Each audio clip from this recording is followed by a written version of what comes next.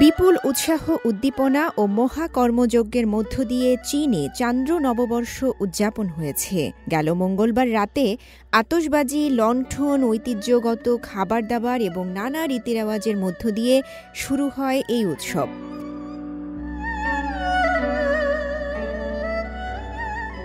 এর মধ্য দিয়ে চীনে চান্দ্র নববর্ষের সূচনা হয়। এটি চীনের সবচেয়ে গুরুত্বপূর্ণ বার্ষিক উৎসব। এটি পরিবারের সদস্যদের পুনর্মিলনের একটি বড় উপলক্ষ্যও বটে।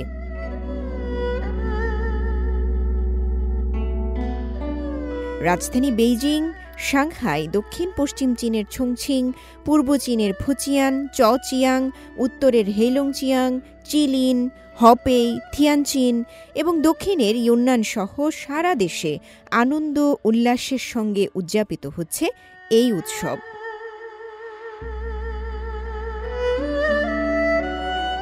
নববর্ষ উপলক্ষে দেশের বিভিন্ন স্থানের পর্যটন কেন্দ্রগুলোকে ঢেলে সাজানো হয়েছে। উৎসবের ছুটিকে কেন্দ্র করে দর্শনীয় স্থানগুলোতে উপচে পড়া মানুষের ভিড় দেখা যায়।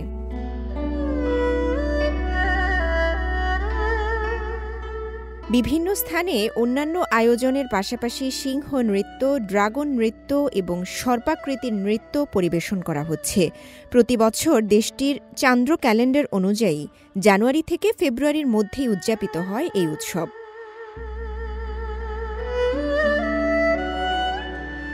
চীনাদের প্রথা অনুযায়ী চান্দ্র ক্যালেন্ডারে রাশিচক্রের ১২টি প্রাণী নির্ধারিত থাকে, আর এসব নির্ধারিত প্রাণী থেকে প্রতি বছরই একটি করে প্রাণীর নামানুসারে চান্দ্র নববর্ষ বা লুনার নিউ ইয়ার উদযাপন করা হয়।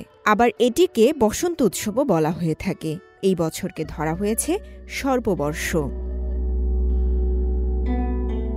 রওজে জাবিদা ঐশী, সিএমজি বাংলা।